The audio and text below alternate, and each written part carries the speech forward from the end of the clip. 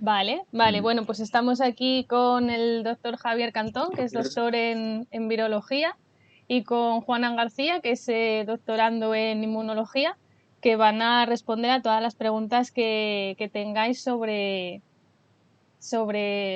las vacunas del SARS-CoV-2. ¿Seguís teniendo eco? A ver. Es que estoy con los auriculares y no tengo puesto el sonido de nada. Vale, a ver. Pero aún no tenéis lo que es el directo puesto, por ejemplo. Lo tengo puesto para ver, pero lo tengo silenciado. A ver, ahora, no, ahora ya sí que no debería, porque solo está vuestro sonido y mi micrófono. No debería estar doble por la transmisión. Pues lo que nos diga los que nos estén escuchando. Ahora ya no hay eco. Bien. Vale, pues perfecto. Vale, perfecto. Ha sido culpa mía porque Estupendo. he metido el audio como en muchas pistas por si acaso no se oía y al final se ha oído por todas. Vale. Vale, pues vale, si os parece, podemos comenzar con Javi que nos haga un pequeño esquema de cómo está ahora mismo el tema del virus, de la pandemia y de las vacunas, en lo que vayáis poniendo algunas preguntas por el chat.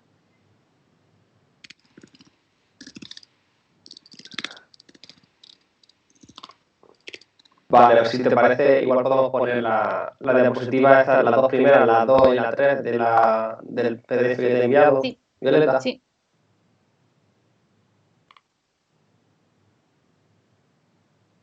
Avisa cuando lo tengas puesto, porque yo lo veo con retraso, claro.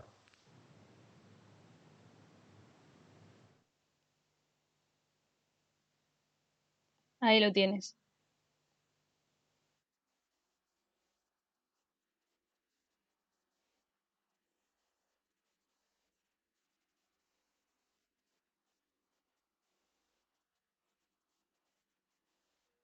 Donde se describe por primera vez, ¿no?, una neumonía atípica hallada en pacientes ingresados en el hospital a finales de 2019 en Wuhan, en China.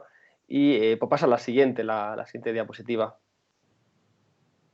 En este artículo, pues por primera vez ya se hace mención a que esta nueva especie de agente patógeno pertenecía al grupo de los coronavirus, ¿no? En un primer momento, bueno, empezamos diciendo eso, que se hospitalizaron pacientes con neumonía en Wuhan a finales del año pasado y después de descartar una serie de virus, bacterias que suelen causar este tipo de neumonía, se decidió pues por secuenciar qué había dentro de estas muestras, ¿no?, de estos pacientes, y por homología con otras secuencias de virus conocidas se determinó que pertenecía... Uy, ¿se ha ido la pantalla? Perdón, ya está. Sigue. Vale. Y digo que después de descartar una serie de virus y de bacterias que causan neumonía, se secuenció y se vio que pertenecía al grupo de los coronavirus, ¿no? En un primer momento se le puso otro nombre, al final ya se ha quedado como lo conocemos y sí que me gusta recalcar porque, bueno, hay mucha gente que en los medios de comunicación se equivoca con esto y que el nombre de la enfermedad, que COVID-19 no es el virus, que muchas veces se dice el COVID ha matado a no sé cuántas personas, el COVID no, la COVID-19 es lo más correcto, ¿de acuerdo? Porque es la enfermedad, igual que decimos la polio o decimos la gripe, mientras que el virus, SARS-CoV-2, ¿no? Es un poco por donde queríamos empezar hablando. Luego igual podíamos irnos al tema, porque claro, se postula, igual podemos seguir un poquito más, en la misma diapositiva, en el mismo PDF, si pone Violeta la diapositiva 4, que habla de coronavirus humano y zoonosis.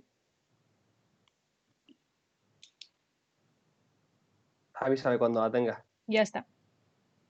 Que bueno, mucha gente no conoce que este coronavirus no es el coronavirus, sino que ya en humanos había descritas, junto con estas, son 7 especies de coronavirus que afectan a humanos. ¿Y por qué pensamos desde el punto de vista científico que la teoría más plausible, la más cercana a la realidad, con los datos que tenemos ahora mismo, es que este virus no venga, como se ha dicho, de un laboratorio, luego puedo enseñar alguna diapositiva, sino que venga de algún animal, ¿no? Lo que se llama una zoonosis, una enfermedad que pasa de los animales al ser humano? Una de las razones la tenemos en la propia historia de los coronavirus. Ya se ha descrito como el SARS-CoV-1, que apareció en el 2002, pasó de murciélago a civeta y finalmente al ser humano.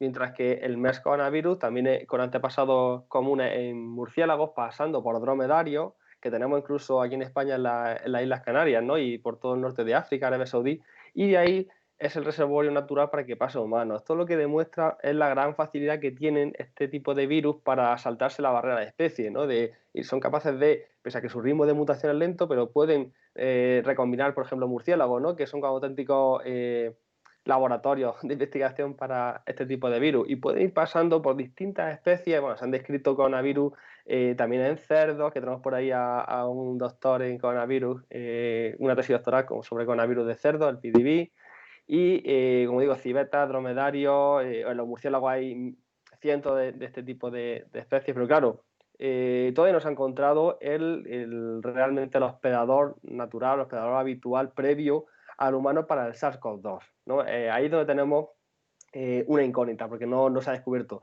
Sí es verdad que hay muchas pruebas que apuntan a la dirección de la zoonosis, aparte de la propia historia natural, ¿no? De estos virus, está el hecho de que, bueno, se han descubierto secuencias coronavirus con secuencias muy parecidas, estamos hablando del 90-96% en murciélagos, tanto en la zona de Wuhan o de China, también en Japón, en Camboya, ¿no? Y esto apoya estas pruebas.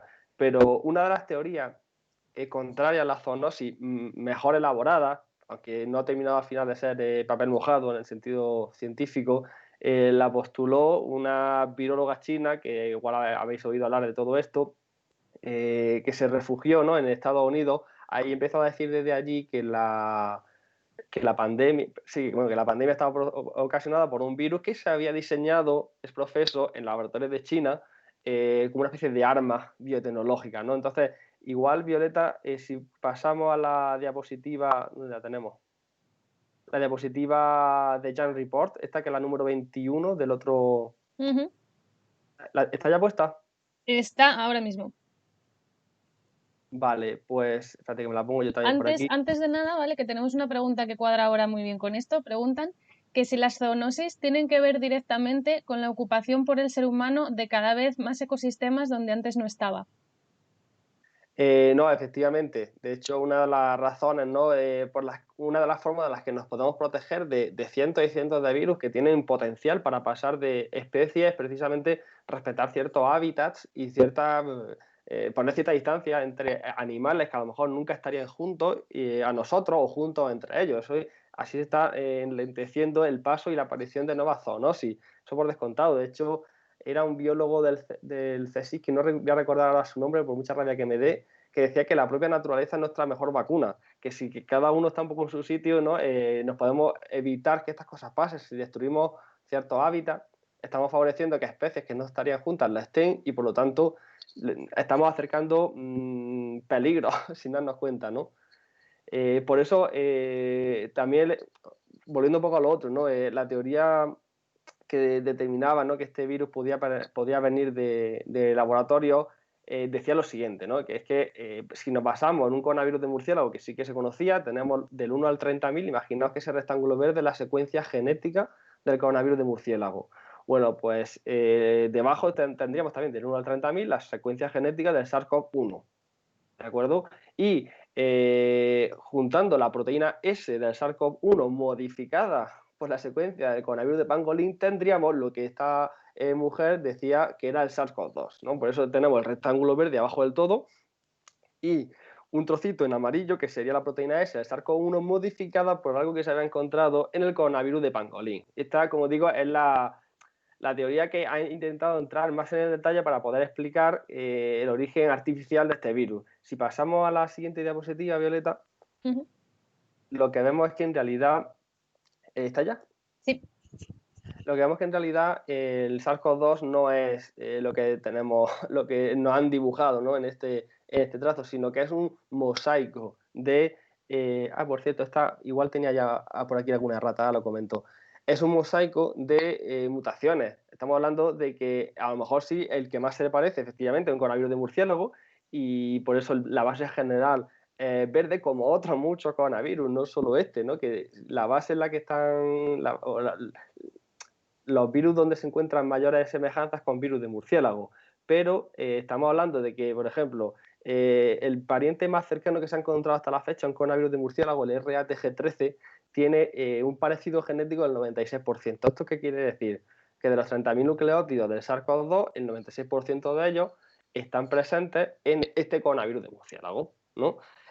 Para utilizar ese coronavirus como base para modificarnos, ¿no? Y para generar un virus de estas características, haría falta introducir, y esto es donde digo que está la rata, la columna de la derecha, 1.200 mutaciones, que no están todas ubicadas en la proteína S, que supondría simplemente hacer un cortapega genético, que es lo que, ¿no? Es lo que se ha discutido, sino que son 1.200 mutaciones a lo largo de un genoma de 30.000 nucleótidos.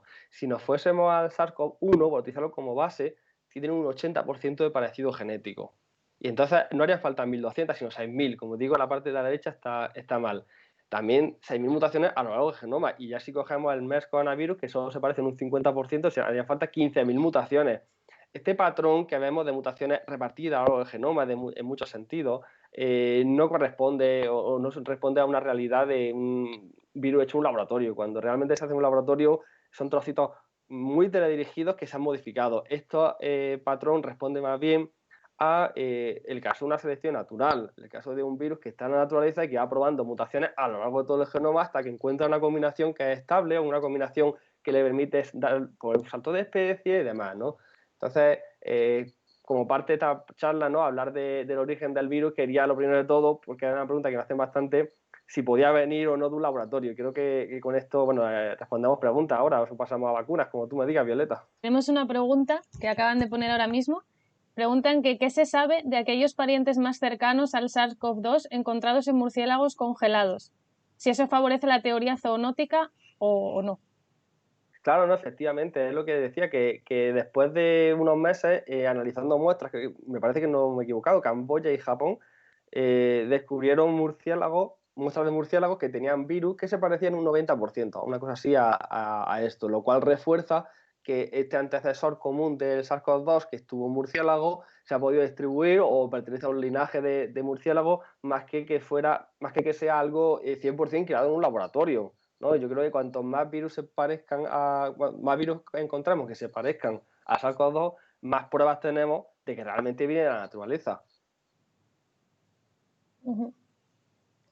Vamos a pasar a la parte de las vacunas y vamos a pasar con esta imagen que yo creo que todos habréis visto, que es de esta mujer, esta señora, Araceli, que ha sido la primera mujer que se ha vacunado de COVID en España. Con esto introducimos un poco el tema de la vacuna y queríamos preguntarle a Juanan si nos puede explicar cómo funciona esta vacuna. Hola, muy buenas. Claro que sí. A ver, antes de nada, uniendo con lo que decía Javier, que realmente existe lo que es el concepto One Health, que coge o una salud, o salud única, o como quieran traducirlo, que realmente es esto. Es la importancia de conocer el medio ambiente, la salud del medio ambiente, la salud veterinaria y la humana, y todo esto, al fin y al cabo, nos permite mantener una salud global, que es lo que busca. Y vale, como él lo ha explicado, es algo súper importante y que por desgracia no se tiene tan en cuenta en la investigación y sí, en los medios de comunicación, obviamente. Así que nada, como anotación. Con lo de las vacunas, pues a ver, básicamente para comprender las vacunas, si me puedes poner la primera diapositiva, Uh-huh. Digamos, lo más importante es comprender cómo funcionan nuestras células, muy grosso modo. ¿Ya está la diapo? Está así. Maravilloso. Bueno, como sabéis, nuestras células tienen una serie de información que es como una grandísima biblioteca o internet o como queráis, que son nuestros cromosomas. En cada línea que veis ahí existe una información que nos permite fabricar una herramienta concreta, ¿vale? Por ejemplo, la famosa proteína S del SARS-CoV-2. Pues entonces imaginaos que esa información está en un código que es el código ADN. Ese código ADN se transforma en un papel, digamos, intermedio para llevárselo al obrero, que es el ARN, y luego ese obrero, lo que son los ribosomas, que, bueno, total, unos obreros dentro de nuestra célula, van a ser capaces a través del ARN a producir estas herramientas que son las proteínas, ¿vale? Teniendo en cuenta eso, que es la teoría básica de la célula, si puedes poner la siguiente. Tenemos Un segundo. Sí. Vale. Tenemos cómo funciona la infección. Vale. Tenemos cómo funciona la infección del virus. O sea, grosso modo, entra el virus, tiene una serie de, como digo, herramientas que son como unas llaves que les permiten el acceso a nuestras células, que son lo que veis allí en verde, que rodea, que da en la forma de corona, de ahí lo de coronavirus, ¿vale? Esta corona, estas proteínas S que adornan el virus. Esas son las que se van a unir a una cerradura que tienen algunas de nuestras células, que es la AC2. Al unirse, van a introducirse el virus, como veis aquí. Va a haber estos obreros, los ribosomas, que van a coger el material que en este virus es directamente ARN, lo van a producir estas herramientas, como veis hacia la derecha, se van a ensamblar, van a ponerse unos junto a otros y van a permitir que luego se englobe todo y forme el virus y luego salga, ¿vale? Así es como infecta normalmente un virus. Pasa del ARN a la proteína, luego se ensambla y a tomar por saco, fuera. Y a infectar otras células que vamos tarde. Si puedes poner la siguiente. Sí. Y bueno, ¿y esto qué narices tiene que ver con la vacuna y qué narices tiene que ver conmigo ahora mismo? Pues justo lo que estáis viendo ahora mismo. La infección viral tiene como muchas formas en nuestro cuerpo, tiene básicamente 4 formas de enfrentarse a los virus. Una, que es la que veis abajo, vaya, más o menos sí por abajo, por la zona de la izquierda, nuestras células van a ser capaces, uno, cuando están infectadas van a llamar a las otras células de alrededor diciendo, y yo, cuidado, que hay un virus por aquí, poneros en protección y así, digamos, se ponen en estado antiviral, van a ser más difíciles de infectar, ¿vale? Esto es lo que se llama el interferón 1, que es como esta señal de alarma, ¿no? Luego hay otras células que van a ser capaces de reconocer unas señales que pone la célula infectada en la superficie, que con esto van a decir, hostia, este está infectado, y van a eliminar la célula infectada. Y por otras, hay otras células que sin ni siquiera necesidad de esta señal van a ser capaces de eliminar a la célula infectada, ¿vale? Digamos, estas 3 formas son las capacidades, las técnicas que tiene nuestro sistema inmune para, sin necesidad de anticuerpos, reventar a las células y evitar que el virus se propague. ¿Qué sucede? Que muchos virus, no vamos a llamarlo inteligencia, vamos a llamarlos, son muy evolucionados y son capaces de evadir todo esto y se siguen replicando. O simplemente una persona que el sistema inmune lo tiene deprimido, o que es lo que suele pasar, que con las infecciones de gripe, con la infección ahora de coronavirus, las personas inmunodeprimidas, las personas más de avanzada edad, etcétera, van a ser más propensas a sufrir la enfermedad. ¿Qué sucede? Que están los mimados de la inmunología. Si puedes pasar a la siguiente. ¿Ya la tienes? Estos mimados, muchas gracias. Estos mimados son los linfocitos, pero es que, a ver, se lo tienen ganado. Estos linfocitos son capaces, esto es bastante simplificado, pero son capaces de reconocer las diferentes proteínas, estas diferentes herramientas que tiene el virus en su superficie.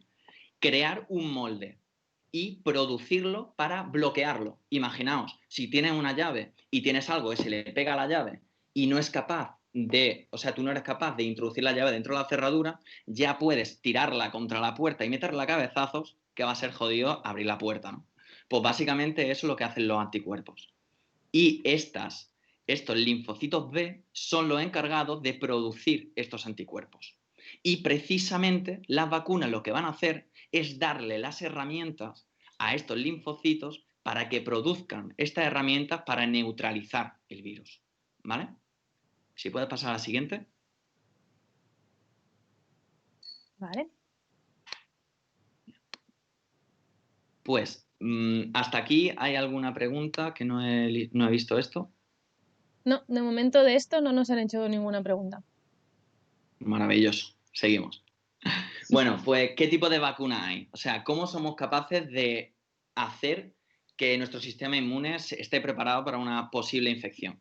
Pues están lo que yo llamo el crear el saco de boxeo o meter al coach, al entrenador personal dentro de nuestras células, dentro de nuestro cuerpo, para que entrene a nuestro sistema inmune. Podemos meter el virus atenuado o inactivado, básicamente lo que es el virus, pero que no es capaz de replicarse. Entonces tenemos un saco de boxeo con el cual nuestro sistema inmune se va a poder jartar, se hará quedar tranquilo. Luego tenemos El ADN, ¿Alguna que nos hayamos puesto que sea de este tipo? ¿De las que están en el pues, calendario de vacunación? pues la de la gripe, por ejemplo. De hecho, la tetravalente o trivalente, depende de la gripe, lo que hace es coger,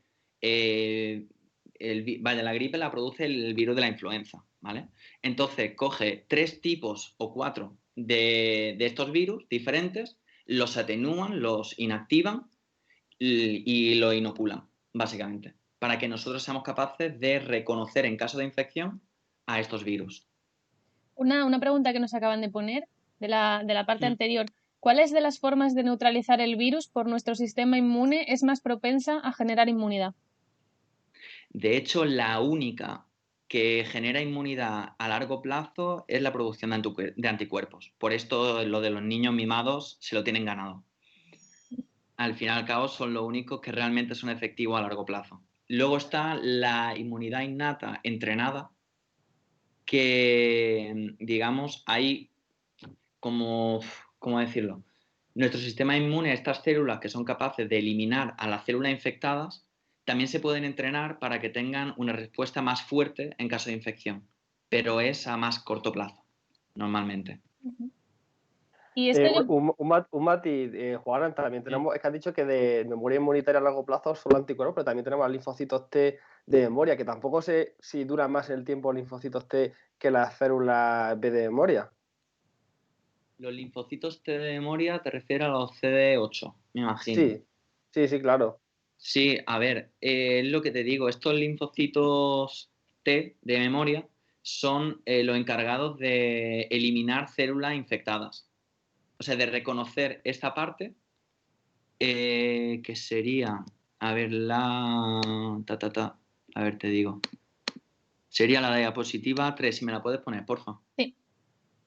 Sería lo No, que o hay. sea, mi pregunta es un poco porque has dicho que la memoria a largo plazo solo la dan los anticuerpos. Digo que tanto los linfocitos B de memoria como los T de memoria, ¿no? La Mm, memoria humoral y celular, ambas a largo plazo se prestan, ¿no? Se mantienen. O solo los de anticuerpos. mm, a mi entendimiento, ¿vale? Que lo que yo entiendo es que realmente a largo plazo, hablando de 7 años, a largo plazo, sobre todo son los linfocitos B de memoria. Aunque los linfocitos T de memoria también tienen a largo plazo, pero no sé, que yo sepa no, pero a lo mejor sí, ¿eh? A lo mejor me estoy equivocando.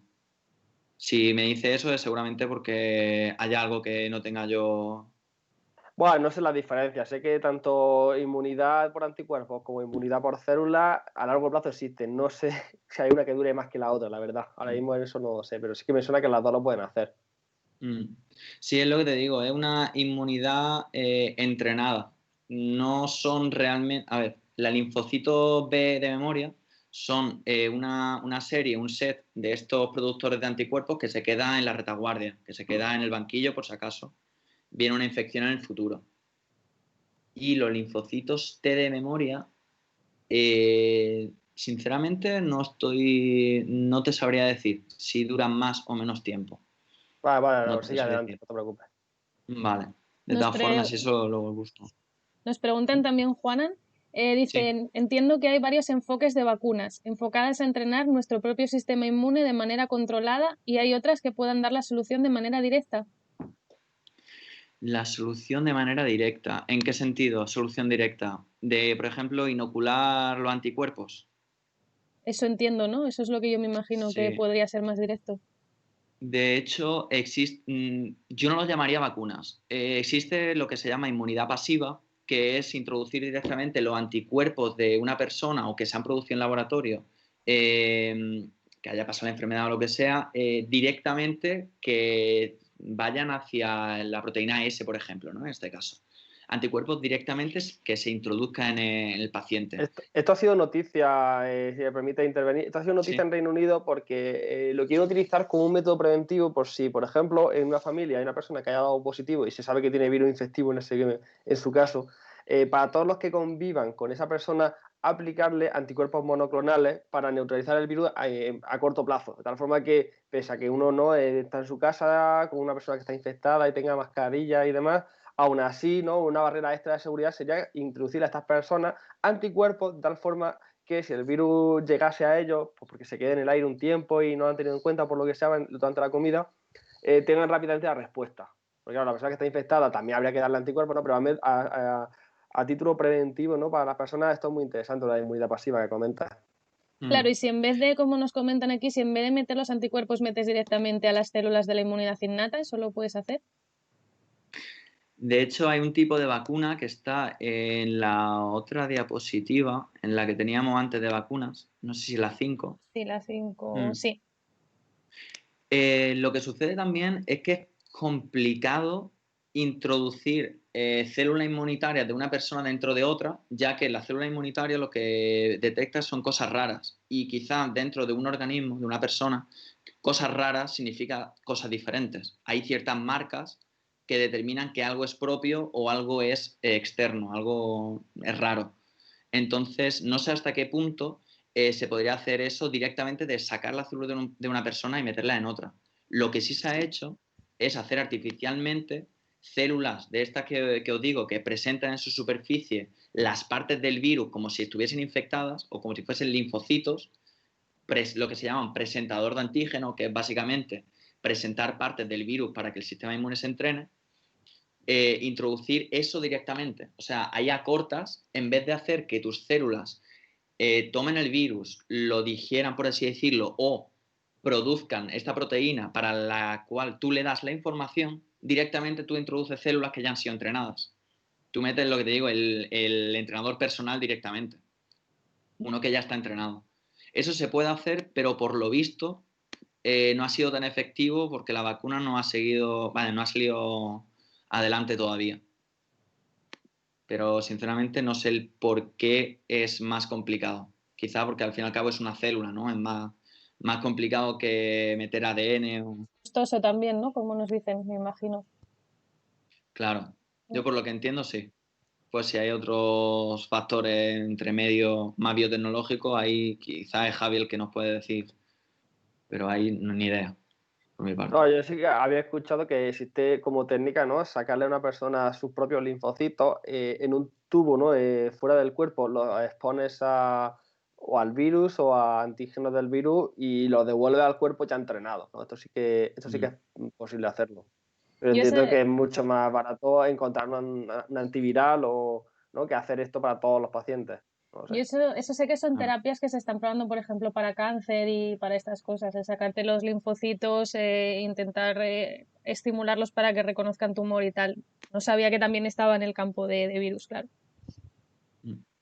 Es que al fin y al cabo eso, si queréis, podemos hablar otro día, pero es que el cáncer y las infecciones son mucho más parecidas de lo que a priori pueden parecer. Pero al fin y al cabo es un parásito. Lo que pasa es que surge de otra forma un poco diferente, ¿no? Pero curioso, ese, otro campo aparte.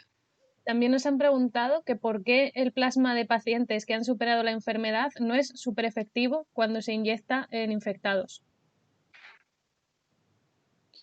El plasma de personas infectadas dentro. Hmm, Pues Bueno, interesante. no, o sea, en realidad sí que se ha utilizado. Al principio también se utilizó en el momento de la crisis del ébola. Entiendo que tiene que ver con cuánto necesitas para un paciente. Ya temas médicos no te sé decir cantidades, pero entiendo que la cantidad de anticuerpos que le puede sacar a una persona a la que le ha sacado, no sé, 300, 400 mililitros de sangre y luego purificas y demás, a lo mejor la cantidad de anticuerpos que te deja es muy bajita como para conseguirlo. Y si es por los anticuerpos.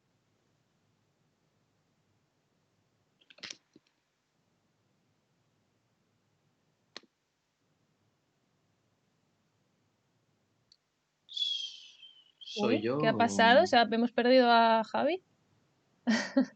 Mm, Sí, Ah, no sé si se le habrá caído internet o qué. Lo hemos perdido. Bueno, mm, volverá. mira. Mm, mm, mm, mm, mm. Bueno, a También ver, han le preguntado, doy bueno, al... que vamos, que qué consideras que es a largo plazo los anticuerpos, meses o años, o qué es tu largo plazo. A largo plazo estamos hablando de una inmunidad que te pueda valer por años, ¿no? Quizá unos 5 años a largo plazo. Lo que puede valer una buena inmunidad de una vacuna te puede valer eso, unos 7 años de media. Sí, se ha cortado, pero Nos ha ido... A nosotros yo creo que sí que se nos ve, ¿no? Vamos, yo creo que es solo que hemos perdido a... Te voy a llamar otra vez porque se ha caído también del Skype. Ah, fuck. Ok. Sí. A ver, si a nosotros nos escucha, vamos... Ah, vale, a nosotros bien. Bueno, pues si quieres vamos con... O sea, respondo a lo que habíamos hablado antes de los anticuerpos, que efectivamente sí que funciona, sí que existe lo que es la inmunidad pasiva y todo esto de introducir anticuerpos que vayan contra una parte muy específica del virus, lo que decía Javi de anticuerpos monoclonales, que es concretamente específicos para una zona de una proteína, algo que se sabe que funciona y se produce en grandes cantidades.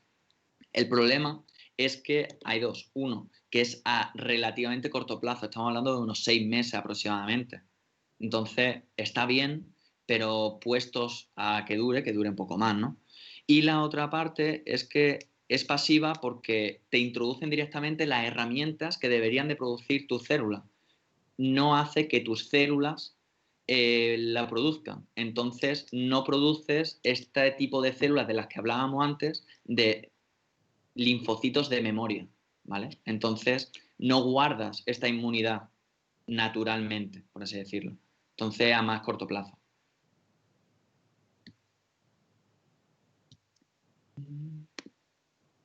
Vale. Hola de nuevo. Hola, hola. Ahí está. Vale.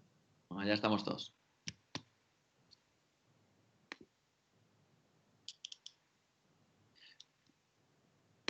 Vale, pues entonces, no sé si querías terminar lo que estaba hablando, Javi. No sé, ¿se me ha cortado en qué punto? Estábamos hablando de la posibilidad de usar, si no me equivoco, los anticuerpos de pacientes en personas infectadas. Ah, vale. Bueno, lo que estaba contando es que a lo mejor por la cantidad de anticuerpos que se obtienen de un paciente convaleciente no es suficiente a lo mejor como para conseguir una gran cantidad, ¿no? Y que puede salir más a cuenta fabricarlos tú en el laboratorio. Y que creo que fue Donald Trump al que le dieron, entre otras muchas fármacos, un cóctel de anticuerpos monoclonales que creo que son de diseño de laboratorio, más que de pacientes. Pues a lo mejor por eso, por la cantidad que se puede obtener de uno, de dos, de tres pacientes. Claro, entonces a eso el problema es la producción, ¿no? La cantidad que necesite y que al fin y al cabo es más costoso producirlo en laboratorio que entrenar a tus células para que lo produzcan ellos. Entonces quizá por ahí no es tan rentable, no sé. Pero sí, a ver, se hace y como dice Javi, ya está, se ha utilizado a gran escala, por así decirlo. Así que, no sé, ¿hasta aquí hay alguna pregunta más? No de momento. Venga, pues vamos para adelante, que ya queda poco. Ahora vienen las partes... O sea, ahora vamos ya al salseo en condiciones, vamos a hablar de la vacuna propiamente dicha, ya que sabemos cómo funcionan, los tipos que hay, cómo funciona nuestro sistema inmune. O sea, ya tenemos las herramientas para entender cómo funciona la vacuna concretamente que nos van a dar, ¿no? No sé si es mucho retardo, no está... ¿Está la de Apo? ¿Quieres que pase? O sea, estoy en la de los tipos de vacunas. Sí, la siguiente, porfa. Pasamos a esta. Ahí, gracias. Vale, pues entonces, ¿cómo es la vacuna de Pfizer? ¿Qué es? Básicamente tiene una serie de componentes que es una membrana de lípidos, que es lo que veía aquí en amarillito, como nuestras células, no es nada extraño, al contrario, lo que hacen es simular una membrana que tiene diferentes tipos de lípidos, de aceites, colesterol para establecerlo, ¿vale? No va a entrar en colesterol por la vacuna ni mucho menos, es simplemente para establecer que todo se quede en su sitio. Luego está el ARN, que es como decíamos antes, ¿no? La información para que nuestras células sean capaces de producir esta herramienta, esta proteína S o espiga. Y ya estás, es que no tiene más. O sea, esto y sales, ¿vale? Tiene sales, tiene azúcares para estabilizar la vacuna y que todo se quede en su sitio, básicamente. Igual que seguro que habéis escuchado que el pH es súper importante para la piel y etcétera, pues también es importante para las vacunas y para la vida. Entonces, básicamente lo que hace es simular el medio en el que se va a introducir la vacuna. Me preguntan por el chip, no, yo tampoco lo veo. ¿El chip dónde va? El chip creo que va en la cabeza de la gente. Vale. De hecho, mira, pasa lo siguiente, que yo creo que eso lo explica bastante bien. Es que la cuestión de chip y 5G, del 5G quizá el biotecnólogo nos pueda contar algo más. ¿Cómo se introduce el 5G dentro de la vacuna? Ah, claro, tiene muchas bases científicas. Sí. Bueno, ahora pasamos a eso, sí, eso. a diferentes bulos y eso podemos tirarnos otra hora. Mira, lo que veis aquí de componentes es básicamente lo que lleva no esta, sino cualquier vacuna, ¿vale? O la gran cantidad, el grosso de vacunas. El ingrediente activo básicamente es lo que os acabo de mostrar, ¿no? Pues esta cápsula de lípido que van a englobar el material que se introduce en nuestras células para producir la herramienta. Digamos, lo que es la vacuna per se, ¿vale? En sí. Luego tenéis a la derecha los estabilizantes. Esto lo que hace es, tiene azúcares. O sea, ¿qué es malo? Pues sí, el azúcar es muy malo, pero nos lo tomamos también en los donuts y no importa tanto. ¿Qué pasa? El azúcar simplemente lo que hace es que se mantenga todo en su sitio, que se pueda congelar, que lo que es un anticongelante. O sea, un estabilizante, al fin y al cabo. Hay sales para mantener el pH, no hay nada que no tengamos nosotros en nuestras propias células, ¿vale? Luego, a la derecha, los adyuvantes, que ahí, digamos, adyuvantes no lo escuchamos fuera, porque estabilizantes podemos imaginarnos lo que es, ¿no? Pero adyuvante es verdad que es una palabra que no solemos escuchar mucho y lo único que son una serie de partículas que lo que permiten es que lo que hay dentro de la vacuna, este agente activo, se vaya liberando poco a poco o funcione un poco mejor o se estabilice un poco más fácil. Por ejemplo, las partículas de aluminio, no hay que rayarse, lo único que hacen es que se vaya dosificando esta dosis de la vacuna, ¿vale? O luego también tenemos los adyuvantes que son derivados de patógenos, que nos meten trozos de bacterias, porque es que son muy malos, son muy malas la gente. Lo que hacen estos adyuvantes no es más que activar estas primeras fases del sistema inmune innato de los que hemos hablado antes, ¿no? Decirle, oye, que aquí hay algo raro, poneros las pilas y al activarse todo el sistema inmune, tanto el innato, que es como esta primera barrera con la que se enfrenta a los patógenos, a los productores de enfermedad y todo esto, facilita que luego la producción de inmunidad adquirida, esta producción de anticuerpos, por ejemplo, sea más efectiva. Y ya está. Si es que es solamente lo único que hacen estos componentes es facilitar que la vacuna funcione bien. Ya está. Y luego están los antibióticos, que no es para otra cosa que para evitar infecciones secundarias. Contaminaciones que pueda haber, ya está. O sea, cosa igual que puedes infectarte de un virus, puede infectarte de una bacteria al mismo tiempo, puede haber diferentes. Básicamente es para evitar que haya daños colaterales. Preguntan también, Y una sí. pregunta, que si la técnica de los lípidos que hemos visto de esta vacuna es algo estándar en otras vacunas y si podría tener efectos secundarios. Pues la verdad es que sí que se ha hecho. Lo que pasa es que el tipo exacto de esta vacuna, como todo lo nuevo, hay ligeros matices, ¿no? Hay ligeros cambios para adaptarlo y mejorar la efectividad. Pero claro, o sea, que un ADN, un ARN se envuelva de lípidos, no solamente se ha usado en otras vacunas, sino que nuestras células lo usan para comunicarse entre células. Existen diferentes vesículas de lípidos. O sea, no es algo que nosotros hayamos utilizado de hace mucho tiempo, que lo es, sino que nuestras células es la forma básica de comunicarse entre ellas. Así que sí, es algo estándar en general. Es estándar en la vida. En general. en la vida. Exacto. Exacto. Y por mi parte, yo creo que si quieres pasar a la última diapositiva, que básicamente es un resumen grosso modo de lo que hemos estado hablando, tenemos vacunas ADN, que es lo que tenía a la izquierda, y vacunas ARN. Básicamente, en lo que nos interesa hoy es lo mismo. Nos vamos a lo de la derecha, ¿vale? Que es la de ARN. Veis que tiene una cubierta de puntitos azules, que es los lípidos, esta membrana que le ponemos nosotros artificialmente, y el ARN dentro, que se inyecta, como veis, dentro de nuestro organismo.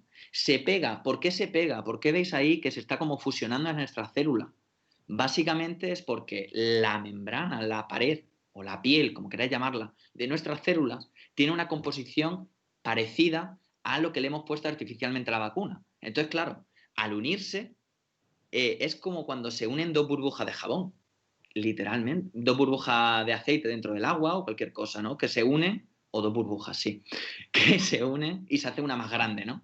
Pues lo mismo. Lo que pasa es que lo que hay dentro de la burbuja, que es la vacuna, va a entrar dentro de nuestras células. Sirve de instrucciones, se producen las proteínas virales y se da, como veis aquí un poquito a la derecha, a nuestras células inmunes que producen la respuesta, básicamente, de forma un poco más gráfica. Y podría ser cierto, Juanan, que las reacciones anafilácticas que han visto en algunas personas ahora que han empezado a poner la vacuna, puede ser porque llevan polietilenglicol. Al fin y al cabo, puede ser. Al fin y al cabo tienes que ver que tú seas alérgico a eso. Por eso es importante, a lo mejor me equivoco. Si Javi tiene algo que decir al respecto, algo así. Yo también había leído acerca de las personas, es un poco lo que decís los dos, ¿no? Que en el caso de personas especialmente sensibles o que tengan reacciones alérgicas en general más graves que otras personas, es el polietilenglicol, aquellos que les genera, pero no sé si son reacciones anafilácticas severas. Yo lo que he escuchado es que alguna persona suelta sí, pero que no es lo más habitual. No es lo más habitual de todas formas. Ok. Sí, al fin y al cabo es lo típico que dices, personas embarazadas, personas que tengan alergias. Lo primero es preguntarle a tu médico de cabecera si tú puedes tomar eso por cuestiones de alergia. Igual que te preguntan que si eres alérgico al ibuprofeno o algún medicamento, lo mismo. Claro, porque Sí, también yo... No, di, Javi. bueno, simplemente matizar que en principio han desaconsejado la vacuna hasta que se hagan estudios clínicos específicos para embarazadas, para menores de 16 y para gente con alergias severas. En principio son los únicos que están fuera de la vacunación. Sí, yo iba a decir eso también.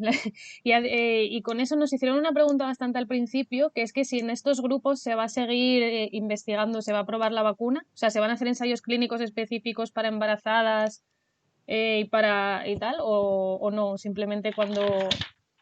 La de Pfizer en principio sí, entiendo que todos van a querer tener una vacuna que sea universal, no sé, que alguna farmacéutica decida hacer algo específico, pero en general todos buscan una vacuna universal, yo creo, y sé que Pfizer sí que va a empezar a hacer ensayos clínicos con embarazadas. Entiendo que más adelante a lo mejor con niños o con personas con sensibilidad alérgica especial. ¿Y alérgicos a qué? O sea, ¿qué alergia tendríamos que tener para que nos fuera un poco preocupante que nos pudiera dar alguna reacción? Esta se la hace al inmunólogo. Pasando el marrón. A ver, teniendo en cuenta los componentes, tendrías que ser alérgico o a algún tipo de los lípidos, de estos aceites o al azúcar que tiene la vacuna. Tendrías que ser alérgico, pues, no sé, a alguno de las sales, quizás, que tiene, pero normalmente sobre todo sería a los lípidos, a estos componentes de la membrana que engloba el ARN, porque las sales suelen ser cosas que tenemos nosotros dentro ya de por sí, o cosas tan simples como el cloruro sódico, que suena así muy cloruro sódico, pero no es más que el sal de mesa, de lo que usamos, que es muy mala también para la hipertensión, pero ese es otro rollo. Y por estas cantidades no creo que pase nada. No, de hecho, Y, la solución salina es lo que se pone como placebo en los ensayos clínicos. claro. Así que normalmente suele ser a eso, a lo que han dicho antes, lo que son los componentes de esta membrana que engloba. Pero no creo que sea la mayoría. No tengo el dato, pero no creo que sea la mayoría de personas. ¿Y por qué a esta vacuna tenemos que ponernos 2 dosis? Pues como algunas otras. Básicamente lo que es la dosis recuerdo. Tú das una, eh, alertas por primera vez a tu sistema inmune de que hay algo raro y luego viene otra como para amplificar la producción de lo que decía antes Javi, estos linfocitos de memoria. Entonces, como para amplificar la durabilidad de esta inmunidad y mejorarla. Se ha visto que mejor la inmunidad con 2 que con una, y con 3 pues seguramente no sea la mejora no sea significativa con respecto a 2, entonces se ha quedado en lo máximo necesario, bueno, lo mínimo necesario para una máxima inmunidad. Algo así.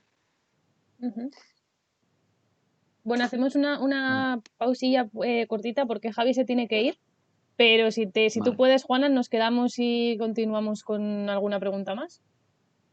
Vale, sin problema. ¿Ves? Vale. Pues muchas Bueno, pues gracias. entonces yo Muchas me despido de gracias. vosotros. Ha sido un placer, de verdad. Y nada, contad conmigo para hacer más intervenciones de este tipo. Muchísimas gracias, Gaby. Encantados, gracias a ti por estar. Venga, hasta luego, buenas tardes. Adiós. Nos han preguntado también si puedes ser alérgico y no saberlo. Si es normal, o sea, si tú fueras alérgico a algo de esto, lo normal es que lo supieras porque es algo común que ya te habrá dado alguna alergia antes. A ver, depende. Yo, por ejemplo, nunca he sido alérgico a nada con respecto a medicamentos, ¿no? Por ejemplo. Y a lo mejor a esto sí. Pero generalmente te puede hacer una serie de pruebas. Por eso es la cosa de ir al médico y preguntarte. Seguramente te preguntarán si eres alérgico a H o a B, que tengan los mismos componentes. O, sinceramente, yo creo que no es la mayoría de personas las que serían alérgicos a estos componentes, pero si no, siempre, igual que para tomar antibióticos, aunque no todo el mundo lo hace y eso es algo horrible, pero lo primero es ir a visitar al médico de cabecera para este tipo de cosas, ¿vale? Pero no creo que sea lo normal.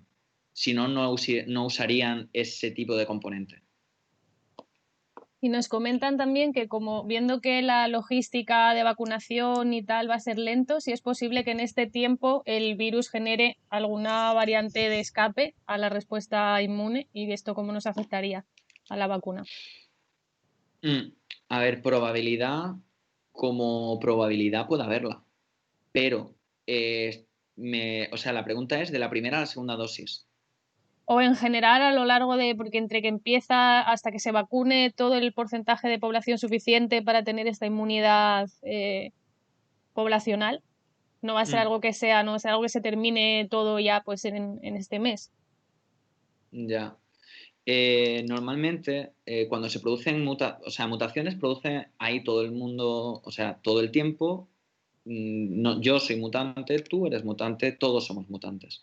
Pero el problema es que esas mutaciones causen algún cambio de función. ¿Probable? Pues es probable. Al fin y al cabo, simplemente es la suma de mutaciones que afecten, como la que ha pasado con la cepa británica, que afecte a una proteína concreta, que es la proteína S, y que, a pesar de que no se ha visto que sea más letal ni muchísimo menos, parece ser que un poco más infectiva. Probabilidad, sí. Lo que sí se ha visto por los estudios preliminares por ahora es que la efectividad de la vacuna no se ve alterada, que No es sé el punto si, positivo. no sé si se refiere porque dice, en general, como estará en contacto con gente con la vacuna, se tendrá opciones de interactuar. O sea, no sé si se refieren a que pueda haber ahí algún tipo de que al estar vacunado y que tengas y te infectes, entonces el virus, al tú haber tenido la vacuna, pues entonces se va a escapar de la vacuna y va a generar esa nueva variante que se escapa porque tú has estado vacunado. No sé si va por ahí la pregunta. Vale, a ver, en ese caso estaríamos hablando de selección natural. Si nuestro sistema inmune es como cualquier otro depredador, es ecología al fin y al cabo, ¿no? Si nuestro virus no es cazado por nuestro sistema inmune, quizás es porque ha desarrollado ciertas características que ya tenía de antes, si no, no sería capaz de sobrevivir a nuestro sistema inmune. Entonces, siempre existe la posibilidad de que nos infectemos por un tipo de coronavirus, por un tipo de virus en general, que tenga ciertas características, ciertos cambios que nuestro sistema inmune no sea capaz de combatir. Eso siempre puede pasar, pero es la minoría de casos, por eso las vacunas funcionan. Es como el caso de la gripe, por ejemplo. Cada año nos vacunamos porque hay ciertos cambios y las vacunas se regeneran y se preparan nuevas. ¿Y cuánto es este porcentaje de población que tendría que estar vacunada para tener la inmunidad poblacional esta? Sí, la inmunidad, sí, general, de rebaño. Pues generalmente suele ser para estar seguro, digamos, de que todo funciona y todo esto, suele ser de un 60%, un 70%, un poco más de un 50%, ¿no? Digamos, la idea es que al menos un 90 y tantos por ciento de las personas con los que tú te puedas relacionar estén vacunados. Y lo importante, que quizá es algo que no es innato en nuestro pensamiento, ¿no? De pensar, ¿y eso para qué sirve? Porque si todos nos vacunamos, ¿de qué sirve la inmunidad de grupo, ¿no? Básicamente es para esas personas, ya no solamente la gente maravillosa que entienda que la ciencia no funciona y no se quiera vacunar, que eso lo podemos dejar para un tema aparte. Hay gente que por H o por B no se puede vacunar porque sea alérgico, porque tenga inmunodeficiencias, por X cosas, ¿no? Entonces, la única forma de proteger a esa persona que aunque quiera no se puede vacunar es que su alrededor sí esté vacunado. Entonces el virus no es capaz de llegar hacia él. Entonces, por eso es tan importante esta inmunidad de grupo, esta inmunidad de rebaño. Y vamos a ponernos, ponte en el caso, yo ahora voy, me vacunan a mí mañana, por ejemplo, y yo según salga mañana ya del hospital o de donde sea, ya puedo ir por ahí sin mascarilla, yo ya estoy protegida ya para siempre. Como poder, si quieres ir sin zapatos también. No, no, a ver, lo que sucede con eso, como todo, ¿no? Tienes que dejar un cierto tiempo. Normalmente son semanas, incluso un mes, hasta que tú tengas una inmunidad bien establecida. A pesar de eso, se recomienda y se piensa que al menos nos tiraremos unos cuantos meses hasta que todo el mundo se vacune, o la gran mayoría, para no, precisamente para evitar que lleguen las contaminaciones de otro tipo de virus o evitar la propagación, ¿no? Entonces, aunque estemos vacunados y tengamos la inmunidad, se va a recomendar durante unos meses más que nos mantengamos con mascarilla. Porque aún así, Así que, también otra cosa que es que no se sabe si las personas vacunadas podrían infectarse y contagiar igualmente, aunque ellos sean asintomáticos. claro, a ver, ahí hay dos cosas. Asintomático lo entendemos cuando la persona está infectada pero no tiene síntomas. En este caso, la persona no estaría realmente infectada porque la mayoría de sus células están libres porque hay anticuerpos que bloquean el virus, ¿no? Pero, como tú dices, ¿no? Existe la posibilidad de, aunque tú no desarrolles la enfermedad porque la carga viral es mínima, puede existir que en este periodo inicial de infección lo puedas transmitir. No se sabe, sinceramente no se sabe. Y como tú dices, pues antes de propagarlo sin saberlo es mejor taparse bien. A ver, una pregunta. Yo tengo una pregunta sobre los diferentes tipos de vacunas. En una entrevista que le hicieron a Luis Juanes, que me imagino que sabéis quién es, comentó que la vacuna que estaban desarrollando. Ay, espérate, que esto se va para arriba. Que la vacuna que estaban desarrollando en su grupo era era esterilizante. No sé si sabrías cuál es la diferencia con las vacunas actuales, que él decía, en Juanes decía que ese modelo era mejor que las que hay actualmente. Si no me equivoco, o sea, no es esterilizante por la suerte de las personas que se lo pongan, sea, no te esteriliza, sino que espérate que ahora se me ha ido a mí el nombre, Es neutralizante. atenuadas, ¿no? Atenuado. Vale, no he dicho nada. Quizás, No he dicho nada. no, a lo mejor, no, neutralizantes serían también los anticuerpos que produce, ¿no? Puede ser, quizás, hacer el amor con mascarilla, sí, Dindagüe, sí.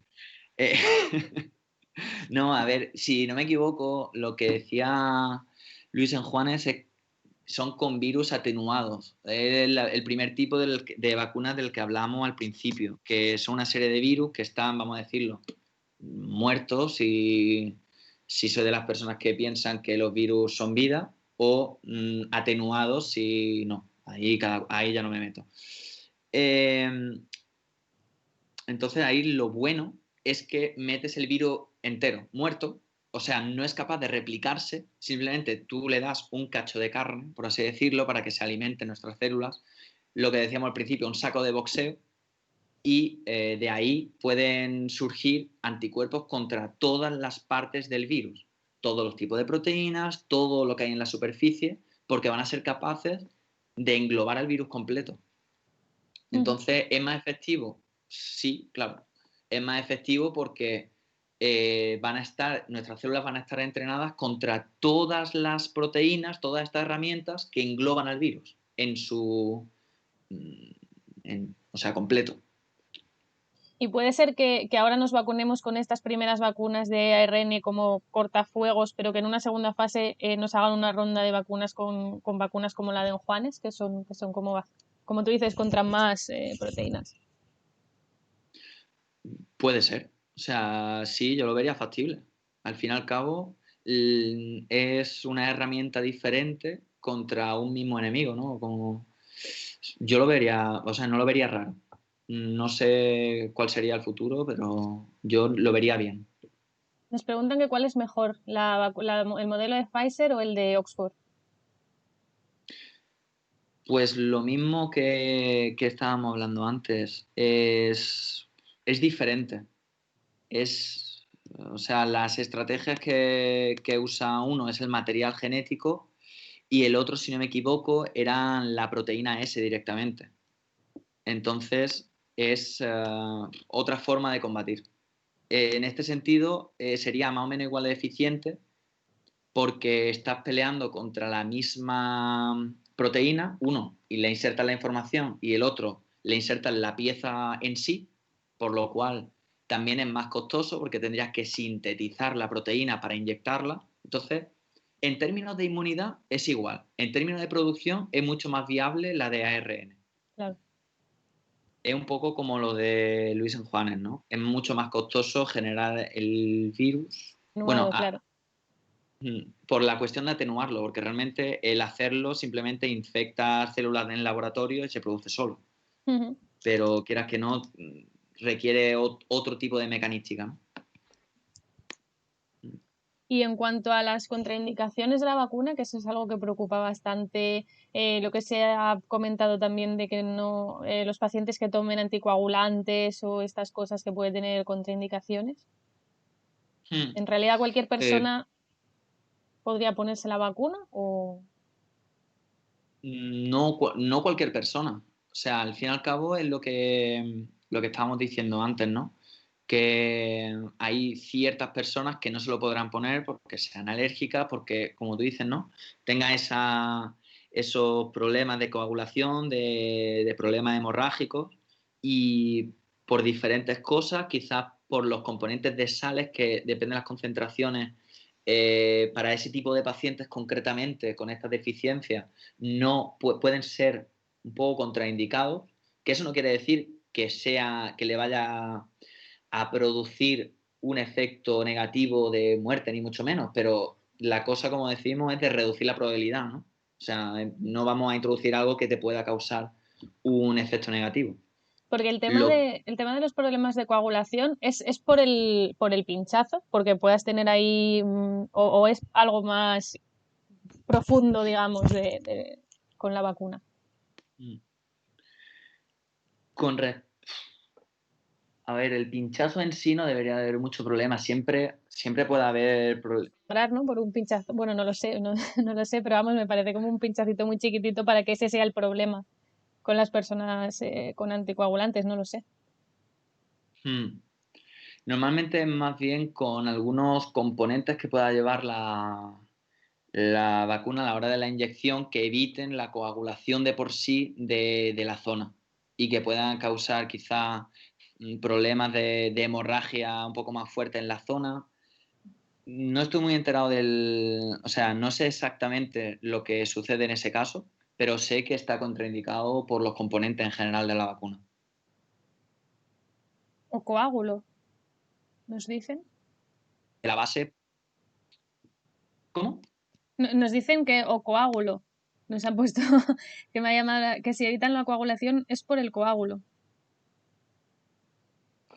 Claro, a ver, depende del síndrome de hemorragia. O sea, si lo que tienes es que para ti es difícil de coagular la sangre, te puede causar un derrame en la zona, que puede ser grave o no.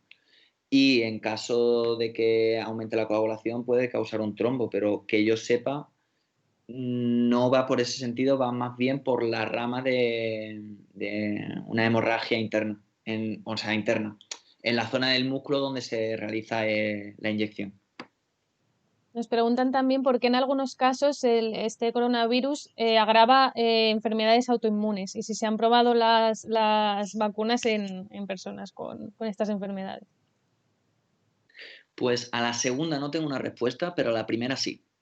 No sé si se han probado. Yo sé que se han probado en personas de más de 16 años, todo esto, y con diversas patologías como inmunodepresiones, pero concretamente con enfermedades autoinmunes, yo me imagino que sí, pero para decirte tontería prefiero decirte que no lo sé.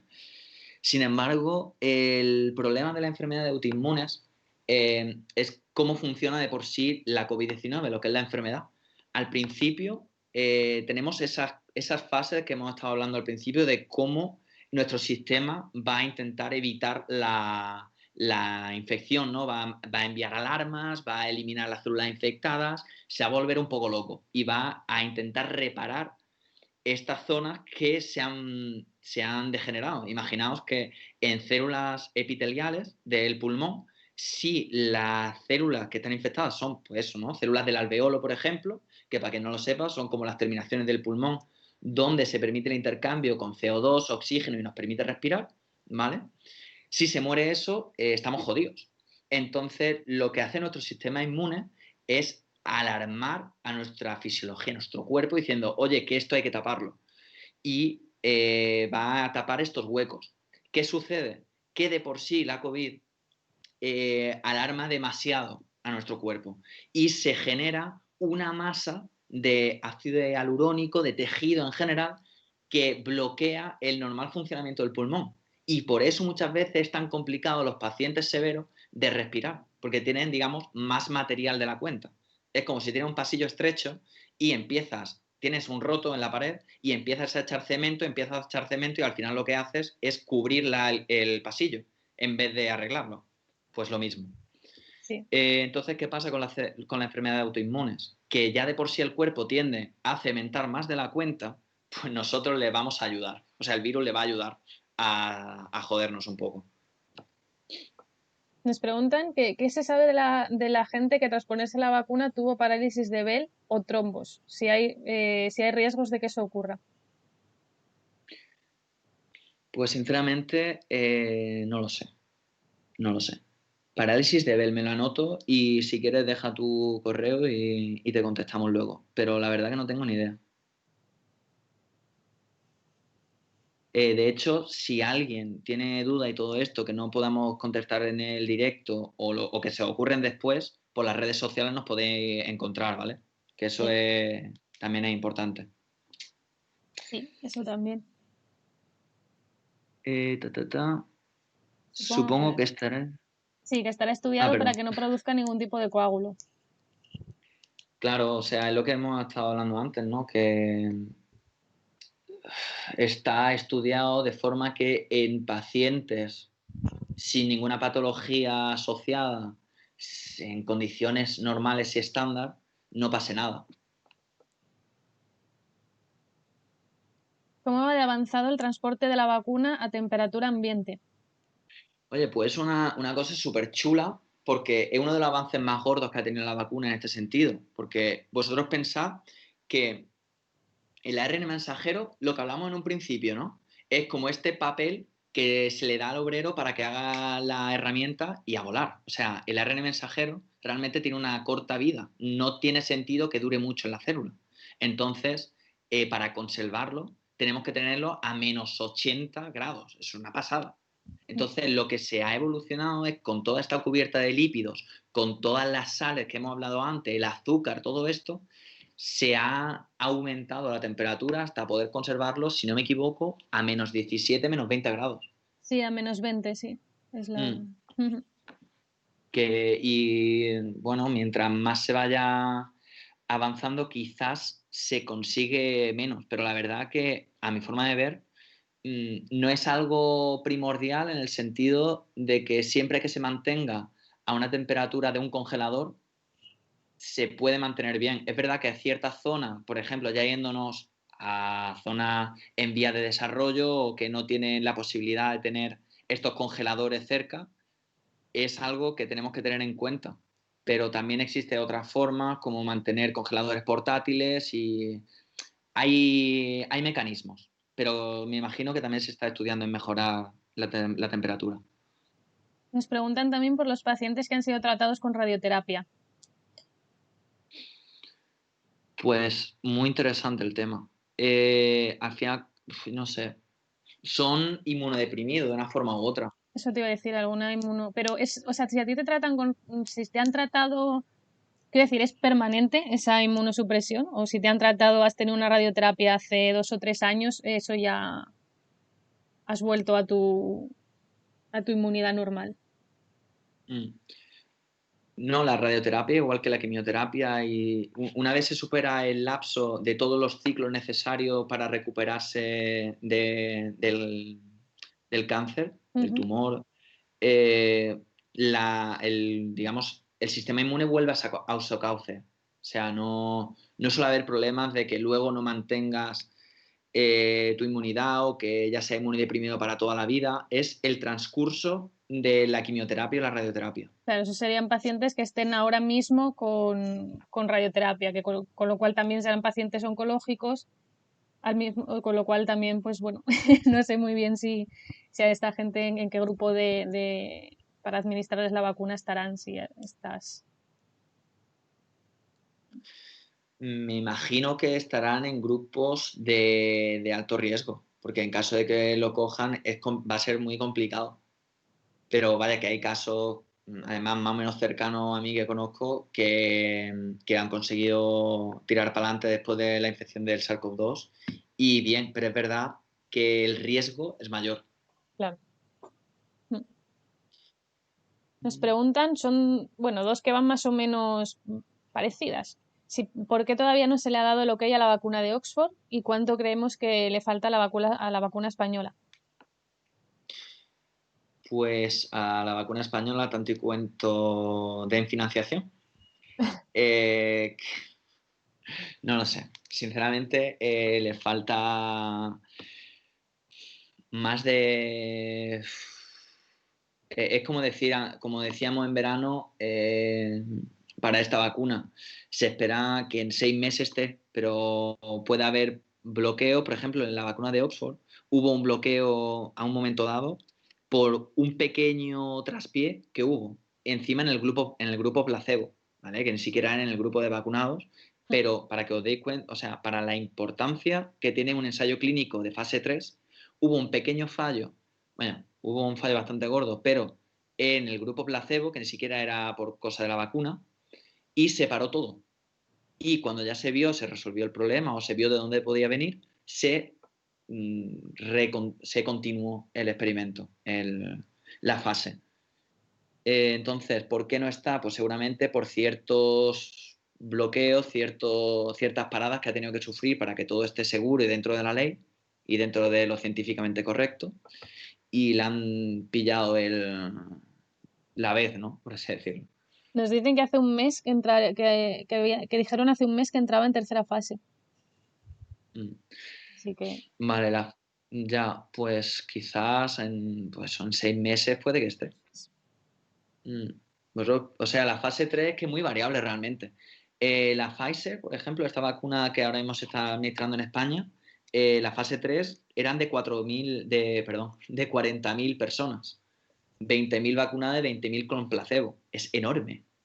Otras son con 10.000, otras, depende de la marca, pues se sabe, vaya, se tiene establecido que la fase 3 tiene que ser miles de personas, pero no se tiene dicho fase 3 tienen que ser X número.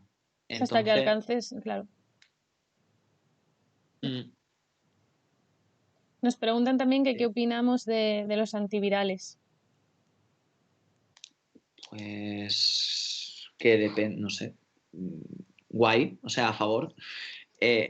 ¿Por qué tratamiento antiviral no ha sido algo que haya llevado a... Bueno, parece que no ha servido de mucho el tratamiento antiviral. Por Bueno, a ejemplo, ver, si comparas con el VIH, por ejemplo, donde es como el caso contrario, ¿no? No tienes vacuna, pero sí que parece que tienes un tratamiento antirretroviral que es bastante eficaz. En este caso, pues sí. no. Es al contrario, no tenemos un antiviral. Claro, yo creo que esto sin meterme mucho en política o en la parte económica, yo creo que lo que se necesita o lo que necesita el mundo, por así decirlo, para el coronavirus es algo que te permita volver a la o sea, al mundo como lo conocíamos, ¿no? A la vida normal. Y el antiviral está muy bien, pero ya lo tienes. O sea, no te evita que el virus siga circulando, te evita que tú empeores. Entonces, a pesar de que es súper importante y por desgracia se ha dejado a un lado, que de hecho, si no me equivoco, bueno, había una investigadora, que ahora mismo no se me viene a la cabeza el nombre, que decía precisamente esto, la importancia de los antivirales y que no se le está dando importancia, pero tiene, digamos, es un arma de más a luchar porque en caso de que a una persona enferme de coronavirus a pesar de estar vacunada, que eso puede pasar en el 0,1%, pero te puede llegar a ti y con que te parece a ti ya que se para el mundo, ¿no? Claro, sí. Cada uno mira por sí, pues en ese caso necesita un antiviral. Entonces, siempre es necesario, mientras más armas se tenga contra un enemigo, más probabilidades de vencerlo. Así que a favor de que se siga la investigación por todos los lados posibles para este y otros virus. Pero bueno, ahora mismo estamos con este. ¿Ferones? Los interferones. Se ha hecho Tampoco se ha mucho mano echado de lo... mucha mano de los interferones. Al final es que parece lo- como que las herramientas que se tienen para otros virus no han ayudado de mucho en este caso. O no han ayudado o no sea, no sé, porque supongo que sí se habrá intentado. Sí, a ver, hay diferentes cosas como la ivermectina, la famosa cloroquina, Mm, que aquí, sobre todo en Francia, tenemos una aliada con el que empezó a administrar cloroquina sin permiso y nada y ya está. Son tratamientos que efectivamente podrían, en la teoría, podrían funcionar, pero después se ha visto que no tiene ningún efecto ni positivo ni negativo. En algunos casos incluso lo puede empeorar, ¿no? Que se cura gente, claro, y sola sin ningún tratamiento también. Entonces, no, pero el problema es claro. que este hombre lo que decía es que le he dado este medicamento y se han curado. Y yo, claro, claro que sí, pero sin él también. Entonces, es lo mismo con otro tipo de tratamiento y con el interferón, lo que tú decías de otras herramientas para otros virus, en cierto modo sí, en cierto modo no. Hay vacunas, por ejemplo, contra el Zika, contra el herpes, si no me equivoco, que son vacunas ARN. Entonces, no se han podido usar directamente, pero han aplanado, han facilitado el camino para el desarrollo de esta nueva. Se sabe lo que funciona, se sabe qué tipo de tecnología tenemos, se sabe qué tipo de tecnología tendríamos que mejorar. Entonces, todo este conocimiento ha ayudado a que la cosa sea lo más rápida posible.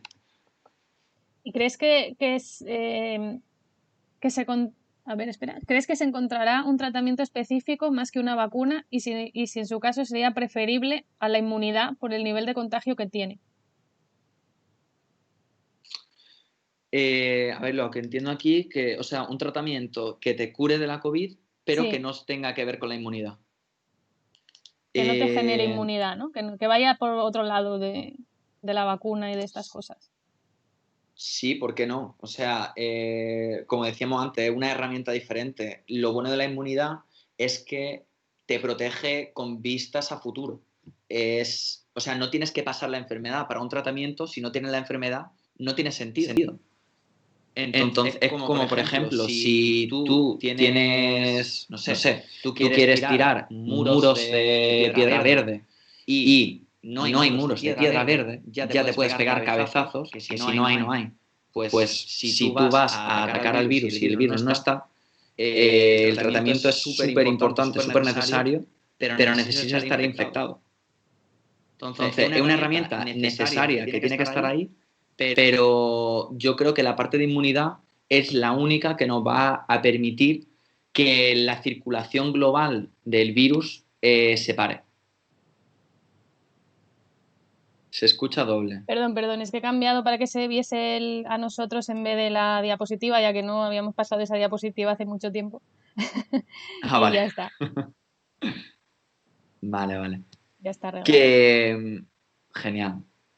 Que bueno, que esto, que lo del tratamiento lo creo que se encontrará, creo que es necesario y creo que se tiene que investigar mucho más, porque hay muchos casos que o no se pueden vacunar o se vacunen y por H o por B seas ese 1%, ese 0,1, o sea, ese pequeño porcentaje al que no le funciona la vacuna y te tengas que curar. Mm. Entonces lo veo necesario y yo creo que sí que se llegará, pero en términos globales la vacuna es necesaria. ¿Te preocupa que haya demasiada gente que no quiere vacunarse o que tiene dudas y que sea reticente? Que no podamos llegar al número de personas suficientes para, como pregunta y opinión Eh, personal. sí. A ver, yo el problema que sí, claro que me preocupa. De hecho, el gran problema que tiene la divulgación, por desgracia, al menos ya se está empezando a solucionar, pero es que llega la gente que lo busca. Entonces, no es un contenido que per se la gente busque. Alguien que esté en contra de las vacunas no va a buscar, no va a escuchar a alguien que esté a favor de las vacunas, a no ser que sea una persona que esté en contra de las vacunas, pero quiera saber el por qué, ¿no? En ese caso, pues espero que cuando llegue esa información se salga del lado oscuro, pero no sé, sí, claro que me preocupa. De hecho, la divulgación y mis ganas de hacer este tipo de cosas y por lo que te agradezco que haga este tipo de directos, es por eso, porque creo que tenemos que llegar a mucha gente y que hay gente que no es que esté en contra de las vacunas, simplemente no conoce el cómo funciona y no sabe lo que llevan dentro. Y yo entiendo que una vacuna no se vende, el producto vacuna no se vende tan fácil como el producto Coca-Cola, por ejemplo, ¿no? Y que te da igual lo que lleve dentro. Eh, Quizás el hecho de que hayamos empezado con una vacuna de ARN no nos ha ayudado mucho, ¿no? O sea, si a lo mejor en vez de, porque muchos se han empezado a dudar, ¿no? Porque que si es ARN, toda la historia, ¿no? Si hubiésemos empezado con una vacuna pues como la de la gripe y quizás, que a lo mejor también habría habido algunas dudas, pero quizá no tanto porque ya es algo como más conocido y más, pues ya te han puesto más, ¿no? A lo mejor esto, no lo sé. Sí, por una parte sí, o sea, por la parte de gente que lo dude porque es nuevo, Mm. yo creo que sí, que eso hubiese solucionado mucho. De hecho, llegará. Lo que pasa es que por H o por B, pues eso es más complicado. Pero por otra parte, siempre va a estar el grupo de gente que diga que te van a meter el virus. Entonces, que no quieren por eso. Entonces, siempre va a haber un grupo de gente que esté en contra. Entonces, es complicado, muy complicado. Es complicado, sí. Nos han pasado, a ver, espera, porque es que nos han pasado un tuit de que no sé cómo hacer para compartirlo para que lo veamos, pero dice que no se fía de la vacuna rusa, a ver, es propaganda del, no, no sé qué es, no sé cómo, Eh, No sé si yo pongo el vídeo, a lo mejor el audio sí que se reproduce. ¿Lo oís? Espera, claro. Espera, ahora es cuando sí que tengo que poner el otro audio. Ahora si hablas tú se te va a oír doble, ¿vale? Okay. A ver. Mientras que la Sputnik V era la que arrojaba dudas, la que no contaba con estudios serios que la respaldaran, la que se había saltado fases. Hoy, a pesar de que la vacuna elaborada en Rusia se sigue presentando igual, ambas anunciaron que habían alcanzado un memorando para combatir en conjunto contra el coronavirus. Como lo oyen, la buena y confiable de la mano de la dudosa y sin respaldo. ¿Qué ocurrió para que se llegara a esto? ¿En qué consiste el acuerdo? ¿Qué puede suponer para el panorama mundial de vacunas? Todo esto y mucho más en este video. Ahí les va. Luego ya me imagino que hace el vídeo en el que desarrolla todo esto en YouTube.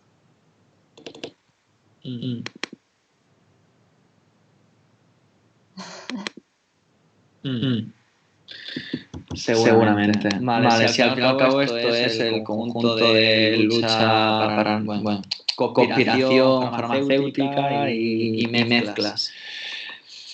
El gran problema, y yo creo que ahí lo han hecho mal para la gente que cree mucho en la conspiración y todo esto, de lanzarlo al mercado antes de tiempo, quizá, la Sputnik 5. Ahí, con respecto al marketing, lo han hecho un poco regular. Que es verdad que han sido de los primeros, pero un poco cojos. Entonces, ¿qué opino al respecto? Me imagino que en la pregunta y por lo que lo han pasado. Pues que cuando se vean los efectos y se terminen todas las fases, pues tendremos los resultados, los artículos científicos y todo contrastado. Y podremos decir, mientras no tengamos una prueba o algo que nos diga esto funciona o esto no funciona y por qué funciona o por qué no funciona, pues lo único que podemos es decir a mí me gusta o a mí no me gusta. Así que por mi parte, mira, por ejemplo, por si, ya que no hemos hablado de esto, pero para que lo tengamos en cuenta, esta vacuna Pfizer en la fase 3, que ya está terminada, se están terminando los últimos retoques, pero básicamente se ha probado con unas 40.000 personas, 20 con placebo y 20 con la vacuna. En los placebos han enfermado por COVID 162 personas, mientras que las personas vacunadas han enfermado por COVID 8 personas. ¿Que son 8? Sí, pero estamos hablando de que en el grupo en el que no se han vacunado hay 20 veces más de contaminados y hay un número mayor de gente que tiene la COVID severa. O sea, estamos diciendo que el 100% te va a proteger. Pues el 100% no, pero es que ninguna vacuna te protege al 100%. Y muy pocos medicamentos pueden decir que te protegen al 100%. Nos preguntan por el ciego, si no había doble ciego. Normalmente estos experimentos, bueno, esta fase sí que se hace con doble ciego. De hecho, lo que te ponen es un código. A las personas que lo inoculan le dan un código, no le dicen qué es. Entonces tú lo inoculas y no lo sabe ni la persona a la que se lo infecta, si es placebo o está vacunada, y la persona que lo inyecta tampoco. Entonces tú coges y pones códigos y luego ya una vez tengas todo esto, vas con tu cartilla o con lo que le hayan dado un certificado o algo así, no lo sé exactamente, leerán el código y te dirán de qué grupo eres. Entonces yo me imagino que esto funciona más bien, si te pones enfermo, ven aquí, le harán un seguimiento, llamarán. Al fin y al cabo es un experimento científico, entonces se intenta hacer todo lo más cuadrado posible. Quizá en el momento que una persona se pone enferma, sí que hay, un grupo de personas que sí que pueden saber a qué grupo perteneces, pero que no son quienes luego van a, ¿sabes? Pero que es aparte, ¿no? Para que puedan controlar estas cosas. Que se siga manteniendo el ciego, salvo para un pequeño grupo de personas que controlen algo así, no lo sé, no sé muy bien cómo... Por poder llevar un control en caso de que veas que hay muchos casos que están ocurriendo en el grupo de vacunados. ¿Hay alguien que sí que tiene esta información o nunca se desvela hasta el final? Yo entiendo, o sea, cuando se dijo que tenía un 97% de eficacia, que se tiró por las nubes, ya bajó un poco, la verdad que no mucho, pero ya bajó un poco la eficacia. Esos son con los datos preliminares. O sea, había, si no me equivoco, solamente 100 personas, 100 datos, y ya se desveló un poco para tener resultados preliminares, cosa que también veo normal, ¿no? Pero desvelarlo al 100%, yo creo que se mantiene hasta el final. Lo que pasa es que poco a poco, claro, poco a poco se va desvelando para ver cómo va yendo. A ver. Bueno, han comentado varias cosas acerca de parte entre los bulos, la desinformación, que también sea cómo se ha llevado todo el tema de la pandemia, ha creado cierta desconfianza. Todas estas cosas, bueno, han estado comentando también. Y lo que nos preguntan ahora, que si ha habido alguna dificultad con pacientes asmáticos. ¿Dificultad con respecto a la vacuna o con respecto al...? Sí, me imagino que sí, que con respecto a la vacuna, no al COVID. Bueno, no lo sé. No sé. Si no lo sí, puede, pero... Los asmáticos deberían tener preferencia, porque en una neumonía son grupo de riesgo. Claro.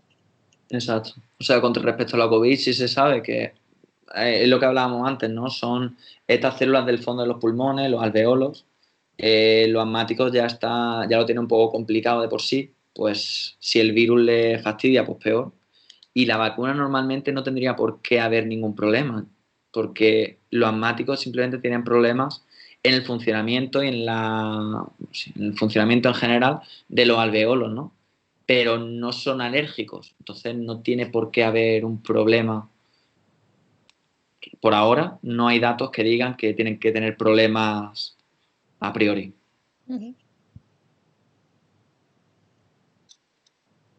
Si tenéis más preguntas por ahí.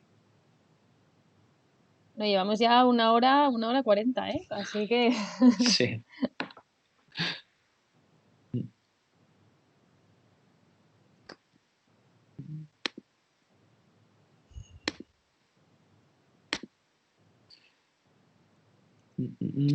Pues, si no hay más, señoría. Señoría. A ver, aquí sí. Sí. No sé si teníamos la lista de preguntas para leerlas rápidamente. Yo la tengo aquí. Si quieres que te vaya diciendo y vas contestando a las que veas que no hayamos contestado. Venga, vale. Bueno, con respecto, si se han adelantado los ensayos clínicos, si se ha hecho más rápido que lo que sería normal. Y esto puede afectar Sí, a que no esté bien probada. Claro, son dos cosas diferentes. Sí, se han adelantado. De hecho, lo que se ha hecho es quitar mucho papeleo de en medio. Pero realmente ninguna vacuna, ni siquiera de urgencia, porque recordemos que esta vacuna está autorizada por ser un tratamiento de emergencia. No se aceptaría, no se autorizaría en caso de que haya el mínimo riesgo de que produzca un mayor daño que lo que va a ayudar, ¿no? Entonces, no estaría autorizada si fuese dañina. Simplemente eso. La pregunta es que esta ya no sé si hacerla directamente, pero bueno, vamos a hacerla. ¿Se puede modificar nuestros genes? Vale, para eso, o sea, el ARN, lo que es la vacuna es ARN. Está formado por 4 piezas, con colores y formas, ¿vale? Por así decirlo. Y el ADN, que es nuestro material genético, está hecho de otras 4 piezas, de otros colores y otras piezas. ¿Qué significa? Que por mucho que se meta cabezazos el ARN contra nuestro genoma, no va a poder hacer absolutamente nada. Así que por eso nos podemos quedar tranquilos. Si solo te pones una dosis y luego no quieres ponerte la segunda, por lo que sea, ¿estarías protegido igualmente, menos? Pues generalmente menos. En caso, a ver, precisamente hay 2 porque se ha visto que para tener una inmunidad óptima se necesitan 2. Pero puedes tener la chiripa de que tu sistema inmune sea especial y necesites solamente 1. Pero normalmente estarán menos protegidos. Luego yo creo que de las que teníamos por aquí más o menos, bueno, si queremos entrar en la parte de la nueva variante británica, cómo puede afectar esto a la vacuna. Si, Normal. espera, a ver, ya que tenemos preguntas, a ver. Vosotros, si os dicen que os ponen la vacuna mañana, ¿os la pondríais? Mucha gente dice, sí, me la pongo, pero dentro de un tiempo por si acaso. Claro, primero otros, ¿no? Y si ya veo que no les pasa nada, que no les salen 4 brazos, ya me la pongo yo. Sí, bueno, eso ya es cada cual, ¿no? Pero yo, por ejemplo, sí me la pondría. ¿Cómo tenéis ahí previsto la vacunación, que preguntan también en Francia? Pues aquí tenemos una lista de preferencia para ir a vacunarnos y bueno, yo como no soy grupo de riesgo, todavía no estoy apuntado ni nada, pero ya hay una lista de personas que a lo mejor pues, por la edad o por diferentes patologías sí se han listado y van a empezar principio de año, si no me equivoco. Yo sí me la pondría y también hay que pensar ya no tanto porque hay gente que dice, bueno, yo soy joven, a mí la probabilidad de que tenga alguna complicación o algo así, pues no me importa, no creo que vaya a ser algo grave y yo no me la quiero poner porque ¿para qué? Si tampoco va a ser para tanto, pero pensar también pues en que vosotros podéis infectar a otra persona y que al final es la parte también de esto de conseguir la inmunidad de grupo, ¿no? Que a lo mejor a ti no te pasa nada, pero por estar infectado tú se muere otra persona, ¿no? Entonces eso también, si no es por ti, que sea por los demás, a lo mejor, a lo mejor así. Pues sí. Bueno, si quieres comentar lo de la variante que habías empezado, si puede afectar a la Sí, vacuna bueno. este tema. Pues mira, por ahora no hay muchos datos, pero lo que se sabe es que no tendría por qué afectar. Se sabe que sí que afecta a la infectividad, que parece ser que infecta más que la otra variante a la que estábamos acostumbrados, por así decirlo, pero los cambios no son tan drásticos como para que la vacuna no tenga un efecto. Así que por ahora podemos estar tranquilos. Y una pregunta, si la vacuna, a ver, vamos a hilarla desde el principio, ¿vale? Sabemos que el COVID tiene efectos secundarios, más allá de que a veces se prolongan, ¿no? En tiempo, efectos neurológicos y efectos que más allá del daño pulmonar, ¿vale? Si tú con la vacuna aún así puedes infectarte por el virus, aunque no desarrolles la patología grave, sí que podrías desarrollar alguno de estos efectos secundarios, neurológicos, por ejemplo. No sé si me he explicado. Repítemelo, porfa. Vale, si tú con la vacuna ¿Sí? sí que parece que el virus puede infectarte aunque no vayas a tener una patología severa de una neumonía y una patología muy grave, que puede pasar como una cosa muy sencilla. ¿Podrías aún así tener alguna de las complicaciones de los efectos secundarios? ¿De las complicaciones como la neurológica, por ejemplo? ¿O es difícil? A ver, no porque... debería. Ah, vale, perdón. Sí. Sí. No debería en el sentido de que tú lo que haces con la vacuna no es ni siquiera bajar, o sea, no cambias ninguna fase de la infección, lo que hace es intentar bloquear la entrada del virus en tus células. Entonces, teniendo en cuenta que eso lo que haría, grosso modo, es reducir la cantidad de virus dentro de tus células para facilitar que tu sistema inmune acabe con la infección, en caso de que no lo haga totalmente directamente la vacuna, ¿no? Vaya, la producción de anticuerpos, todas las complicaciones se van a ver reducidas, porque va a haber menos virus, va a haber menos severidad de la enfermedad en términos generales, ¿no?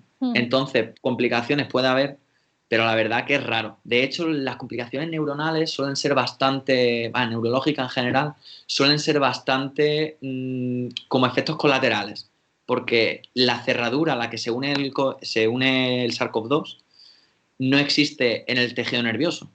Entonces, algo como o sea, el virus no va a ir a infectarte el cerebro, pero por daño colateral, por efectos secundarios, sí puede causar algún problema. Entonces, lo que es la vacuna, si estás vacunado, normalmente no tendría que generar estos efectos secundarios porque la carga viral va a ser muchísimo menor, en caso de que la hubiese. Nos han hecho una pregunta que es bastante concreta. No sé si si no la puedes responder, pues la guardamos para... Si alguien tiene tuberculosis latente, es que si alguien escribe se me baja para abajo. Si alguien tiene tuberculosis latente, ¿puede tener riesgos vacunándose? ¿Qué se sabe en relación del COVID con la tuberculosis latente? Son personas de riesgo y que apenas han encontrado información. La tuberculosis es que realmente es una de las enfermedades que tenemos ahí como que a nosotros nos da igual, pero hay muchísimas personas en España que tienen tuberculosis hoy día. Y la verdad que no lo sé. Pero es verdad que la tuberculosis, vaya, la bacteria que produce la tuberculosis es bastante puñetera, resistente a un montonazo de antibióticos y como cualquier enfermedad te puede complicar no la COVID, sino cualquier cosa. Así que no sé. Yo consultaría con mi médico en ese caso. Pero puede ser que haya riesgo, no lo sé. En todo caso, en caso de que no haya una alergia cruzada con el hecho de tener tuberculosis, siempre es mejor vacunarte porque en caso de tener la COVID y si tienes una enfermedad latente como esta de la tuberculosis, se puede complicar. Entonces, siempre y cuando pueda aumentar la probabilidad de no sufrir COVID, mejor. A ver, voy a seguir, que ahora sí que están... Esta que nos preguntan si con la primera dosis ya estaríamos protegidos, es un poco lo que comentamos antes, ¿no? ¿Qué pasa si no te pones la segunda dosis? Sí, pues lo mismo, que seguramente estés menos protegido que si te pones las dos. Estás, pero menos. Nos preguntan, en estos pacientes que tienen síntomas durante mucho tiempo, se ha planteado que sea porque exista un reservorio del virus en el organismo, como ocurre con otros virus, que se quede ahí. A ver, en este caso lo que sucede es que es un virus de ARN. Esto es lo mismo más o menos que hemos hablado antes. Al ser de ARN no se puede meter en tu genoma. Lo que pasa con algunos virus que son capaces de convertirse o son de ADN, se pueden insertar en tu genoma y permanecen ahí tranquilamente. Y en caso de que haya ciertas señales, saltan, literalmente saltan de tu genoma y se empiezan a replicar y a crear pequeños virus que empiezan a infectarte otra vez. Que sería el de la varicela, por ejemplo, ¿no? Por ejemplo. Así que ahí sí teníamos un problema. Pero este puede ser, yo lo achacaría más a que tu sistema inmune no ha sido capaz de eliminarlo y todavía quedan virus que se replican.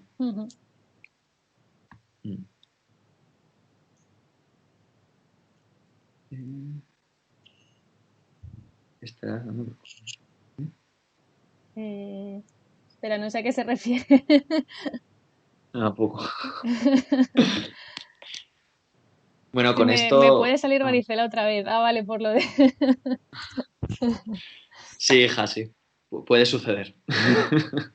Pero varicela como la primera vez. No, no creo. O sea, hay reinfecciones, pero no son iguales. Tienen otro tipo de efectos. Pero normalmente, si has sido capaz de vencerla, no tiene por qué quedar latente. Pero en caso de quedar latente, no te suele producir el mismo efecto. Lo que sucede con este tipo de problemas es que los virus, igual que parásitos, igual que, por ejemplo, la leishmaniasis, muy poca gente que la conozca, pero un parásito que es endémico del Mediterráneo, y las personas, si tenemos una buena nutrición, una buena salud en general, no te va a pasar nada. De hecho, la mayoría de personas no sufre síntomas, aunque lo tenga. Pero en caso de que tu sistema inmune sea deprimido o tenga lo que hablamos antes, ¿no? Radioterapia, quimioterapia, estés deprimido, tu sistema inmune puede surgir. Y los virus son parásitos. Así que en caso de que tenga algún tipo de inmunodepresión que no esté controlada, puede ser. Ahora, varicela como tal no creo. Varicela, yo lo que tenía entendido es que te sale el herpes zóster que es este que te sale por aquí, de hecho a mí me pasó.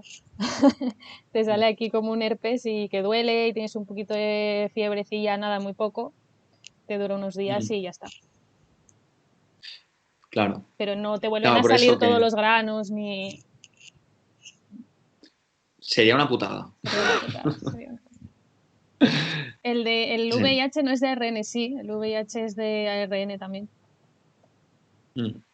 Lo que sucede es que el VIH es un retrovirus. ¿Qué narices significa esto? Que es uno de los únicos bichos en el mundo que es capaz de transformar el ARN en ADN. Entonces, es lo que se llama, es capaz de retrotranscribirlo, ¿vale? Pero eso hay pocos virus que sean capaces de hacerlo. Entonces, aunque sea de ARN, es capaz de convertirse en ADN e insertarse, porque es muy guay, ¿vale?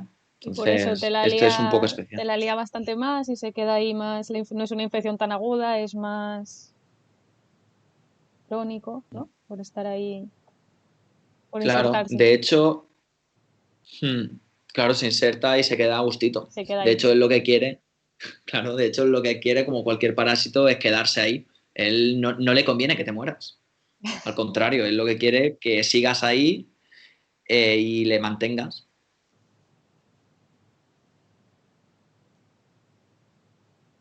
Pareces un santo.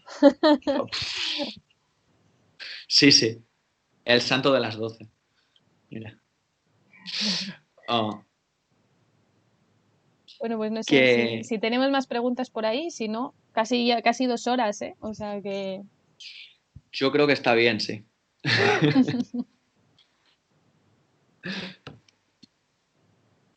No sé, porque en el listado ya por terminar no hay ninguna así. Yo creo que lo hemos contestado más o menos todo, ¿no? Básicamente sí, lo hemos contestado, sí. Vale. Pues genial, pues como usted mande. Nada, si no nos salen ya más preguntas, pues nada, que muchas gracias por estar aquí. Muchas gracias. Intentaremos hacer más programas sobre otros temas. Hemos hecho este con las vacunas, pues porque el tema es el que es, o sea, y es evidente que es actualidad y que es lo que más se pide ahora mismo, pero bueno, intentaremos hacer otras cosas con otros temas. Así que tanto a los que estáis, que nos estáis viendo, si queréis apuntaros a la próxima y a ti, Juanan, si algo, aunque no sea de tu campo, si también quieres opinar, pues bienvenido seas.